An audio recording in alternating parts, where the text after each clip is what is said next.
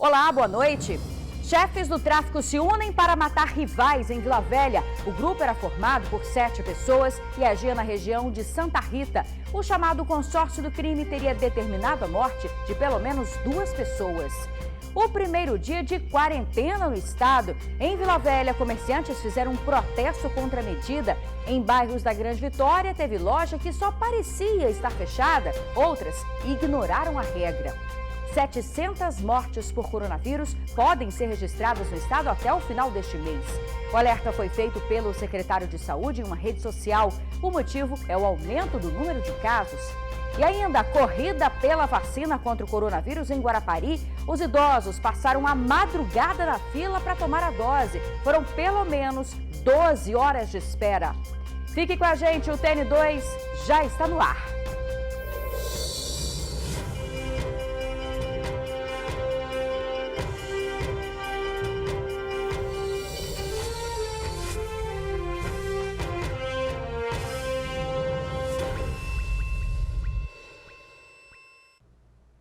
Começou hoje a quarentena determinada pelo governo em todo o estado. Durante a tarde, teve loja que ficou assim, com as portas fechadas. Mas também teve comerciante que não respeitou a medida. Lojas fechadas, mas claro, também tem aquelas que dão truque. Não fecham as portas de aço, mas garantem que não estão atendendo. Outras escancaradas mesmo, nem aí em cumprir o decreto estadual. Ambulantes, então, como se nem soubesse o que foi decretado. Nessa perfumaria, o aviso de que o serviço era só interno. Outras deixando claro que vão atender de forma remota, pelo celular. Foi assim a tarde do primeiro dia de quarentena em Laranjeiras, na Serra. Movimentação menor que o habitual. Mesmo assim, mais intensa que os primeiros dias de pandemia, há pouco mais de um ano. Ah, mas sabe o que a gente não viu por aqui? Até porque a gente ficou aqui em Laranjeiras, nada de fiscalização para saber se os comerciantes aí estão cumprindo com o decreto do governo estadual.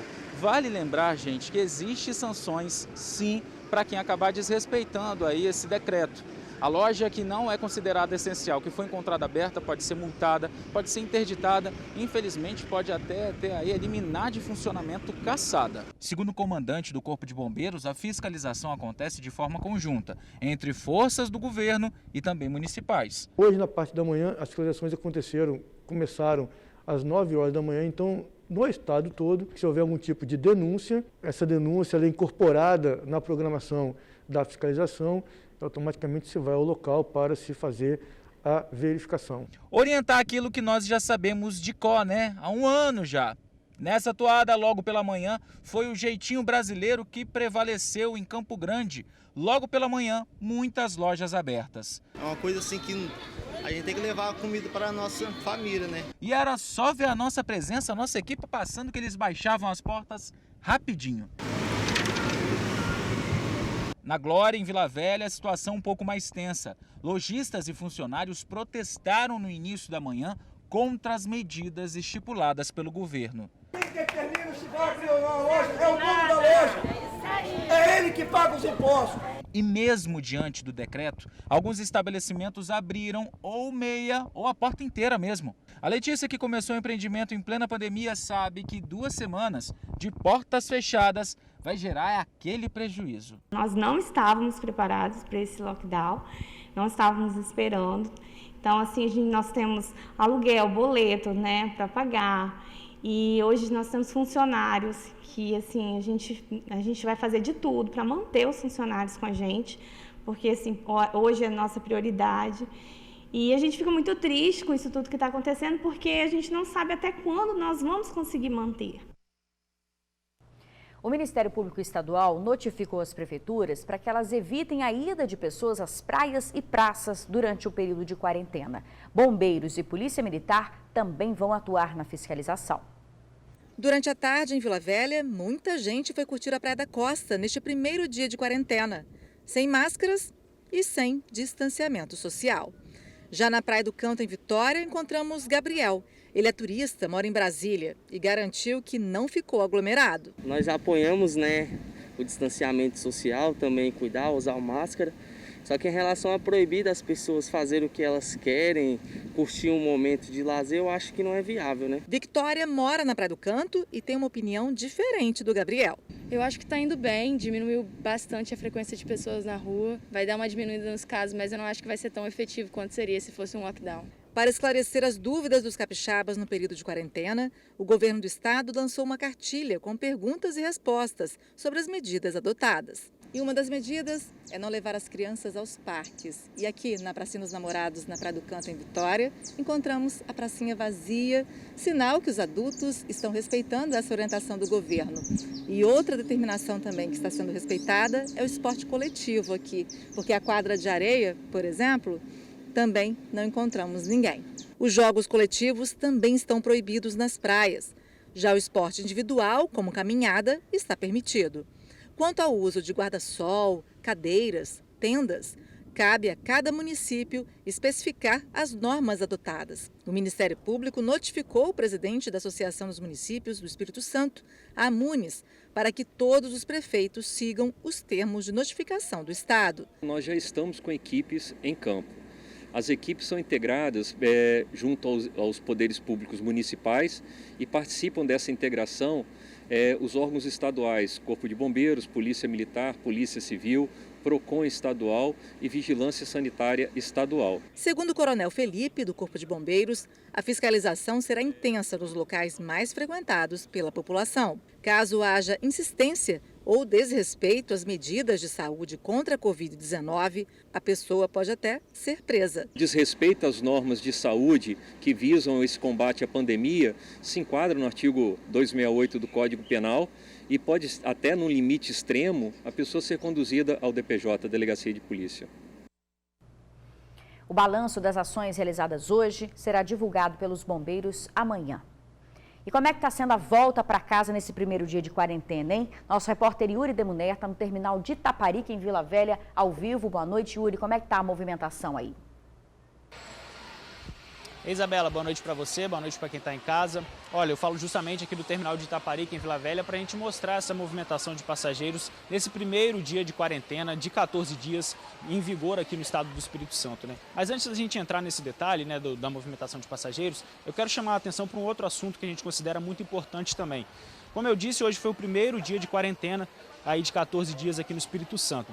E logo pela manhã, o que nós vimos foi diversas equipes de reportagem sendo agredidas, sendo atacadas, sendo hostilizadas psicologicamente, verbalmente, por diversos comerciantes aqui da Grande Vitória.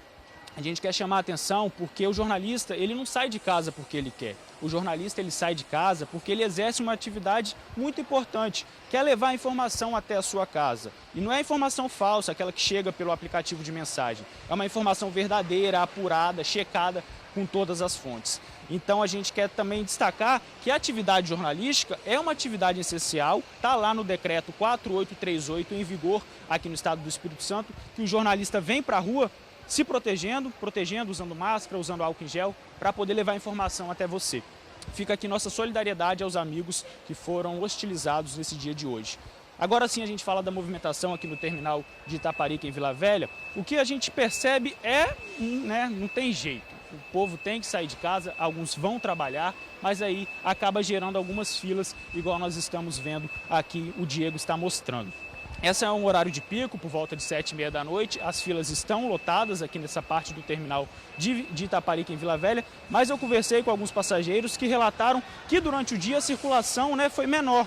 Perceberam ônibus menos lotados, ônibus estão chegando aqui no terminal também, como a gente percebeu, com menos pessoas, menos passageiros, mas aí, como demora um pouco mais o ônibus sair, a fila acaba se formando aqui no terminal e as pessoas acabam estando mais próximas, uma das outras. Esses ônibus aqui que a gente está mostrando agora, esses passageiros vão principalmente para a região 5 de Vila Velha, de região de Terra Vermelha. Pois é, esse é o primeiro dia, a movimentação de passageiros aqui no terminal de Itaparica, em Vila Velha. A gente vai continuar acompanhando essa situação, uma movimentação atípica, mas alguns, ainda cheia, mas alguns passageiros relataram que houve sim um pouco de diminuição aí na circulação de pessoas. São essas as informações, Isabela. Eu volto com você no estúdio. Tá certo, Yuri, obrigada pelas informações, reforçando, a gente está na rua para levar informações para vocês, então todo o respeito é muito importante. O secretário de Saúde do Estado fez esse alerta aqui nas redes sociais. O Espírito Santo pode fechar o mês com 700 mortes se o isolamento social não for respeitado. O Hospital Evangélico em Vila Velha tem hoje 32 pacientes nas UTIs e 32 na enfermaria. Todos os 64 pacientes foram diagnosticados com a Covid-19.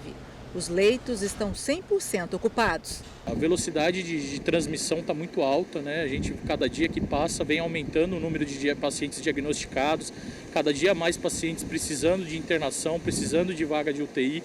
Converso com vários outros hospitais, muitos deles ainda já têm sua capacidade também 100%. Então a gente está num cenário muito crítico e as pessoas precisam se conscientizar. 8 hospitais aqui do Espírito Santo, incluindo o Hospital Evangélico, estão com 100% dos leitos de UTI ocupados devido à Covid-19.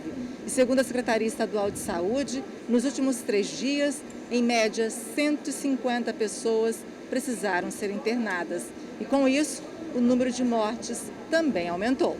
Hoje, 18 de março, completamos 7 dias com mais de 100 pacientes dia internando nas UTIs e enfermarias Covid da rede pública do nosso estado. Neste momento, existe um comportamento novo da pandemia no Brasil e no Espírito Santo. Antes, um mesmo leito de UTI poderia ser utilizado por até 3,5 pacientes ao longo de 30 dias, porque o tempo médio de permanência deles era menor, em torno de 8,5 dias. Hoje, o tempo médio de permanência na terapia intensiva aumentou para 12,5 dias, de maneira que o mesmo leito só pode ser utilizado por 2,4 pacientes ao longo de 30 dias. Isso reduz a disponibilidade de leitos nas unidades de terapia intensiva da rede pública e da rede privada. Para o doutor Henrico Stuck, as aglomerações foram a principal causa do avanço da doença. Ano passado a gente teve um acometimento maior dos idosos e agora a gente percebe que isso mudou, que hoje a faixa etária gira em torno de 30, 50 anos, pacientes extremamente graves, precisam muitas vezes de intubação, ventilação mecânica e com isso daí vem nos preocupando e a gente atribui isso muito à questão da aglomeração. Nas redes sociais, o secretário estadual de Saúde, Nésio Fernandes, fez um alerta para a velocidade da transmissão do coronavírus e um possível colapso na saúde do estado. Hoje, dentre os 1.315 leitos disponíveis de UTI em toda a rede pública do Estado do Espírito Santo, alcançamos 91,63% de ocupação. Uma condição crítica, limítrofe, que impede atender as pessoas independente da doença que ela seja atingida. Na rede privada e na rede pública, os sistemas estão colapsando, estão num momento de resistência.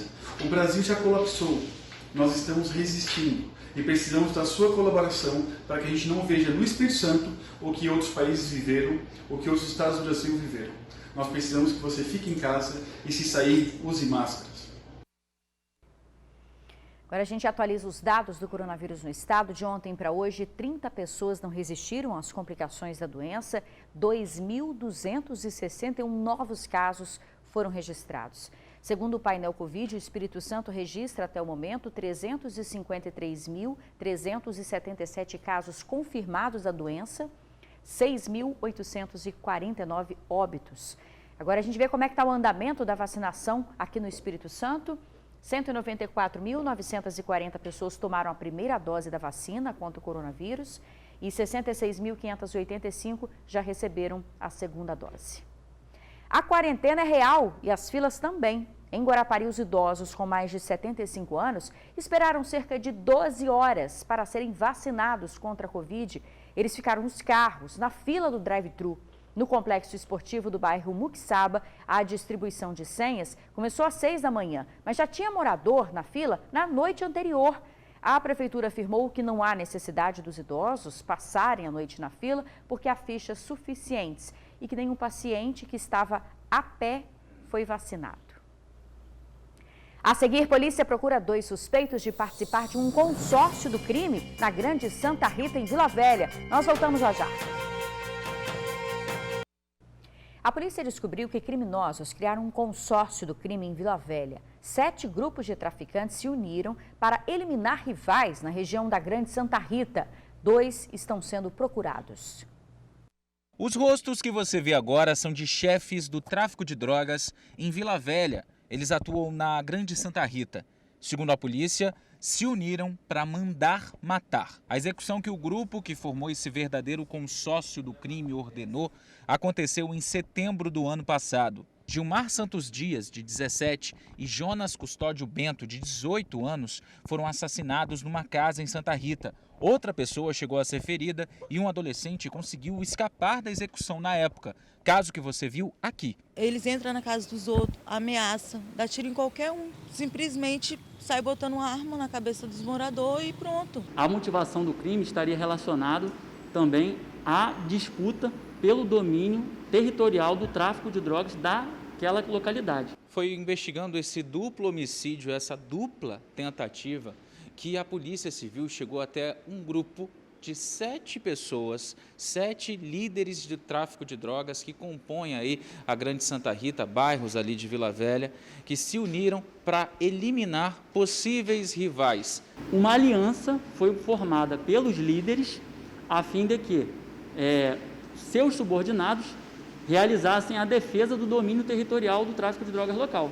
Todos que foram destacados ali, eles possuem posição de destaque e dentro da intenção de praticar o homicídio, eles possuem uma gestão compartilhada.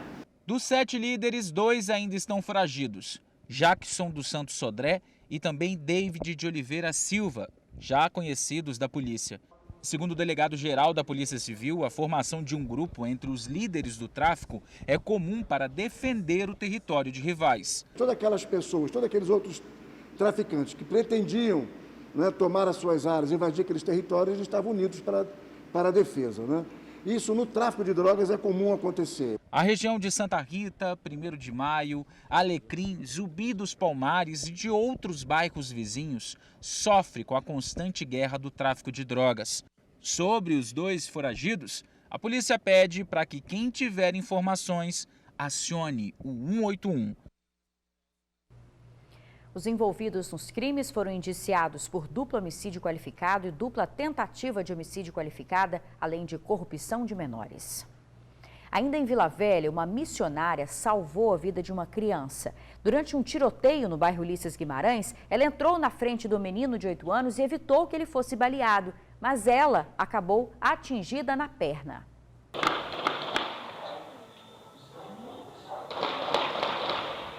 O vídeo que vocês acabaram de ver foi gravado ontem no bairro Ulisses Guimarães, em Vila Velha.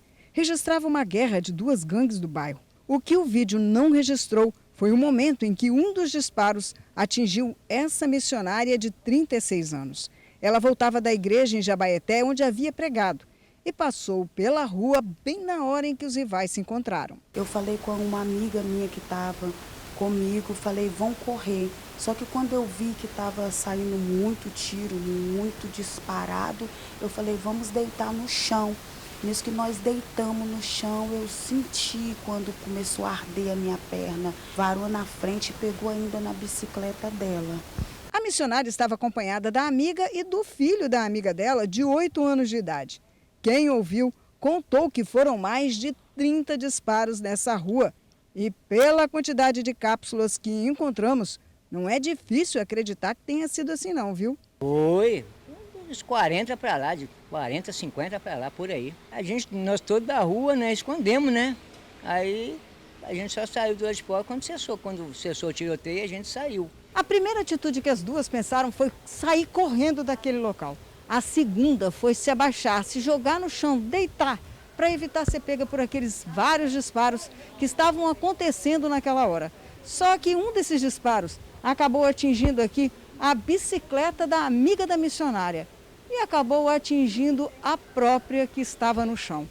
Mas sabe por que isso aconteceu? Porque se não tivesse pego nela, teria atingido o filho da amiga, de 8 anos de idade. É que a criança ficou desesperado com aquela quantidade de tiros e tentou se levantar. Para a amiga, a atitude da missionária foi um ato de amor ao proteger o filho dela. Amor mesmo, um ato de amor, E ela tinha acabado de voltar de uma pregação da minha igreja. Ela se jogou na frente dele, porque se não fosse primeiramente Deus e depois ela, o tiro tinha acertado no meu filho. Um ato de amor. Essa aí faz o que ela prega, né? Os suspeitos ainda não foram identificados. A seguir, o pedágio vai ficar mais barato na BR-101. É bem rapidinho. Em meio a tantos aumentos, né, uma boa notícia, o pedágio da BR-101 vai ficar mais barato a partir de amanhã. Uma redução pequena, de pouco mais de 3%. Na prática, o motorista que passar por algum pedágio vai pagar entre 10 e 20 centavos a menos nas tarifas. Ao longo da BR-101, são 7 pedágios e a redução passa a valer, então, a partir desta sexta-feira. O TN2 fica por aqui. Muito obrigada pela sua companhia, uma boa noite e até amanhã.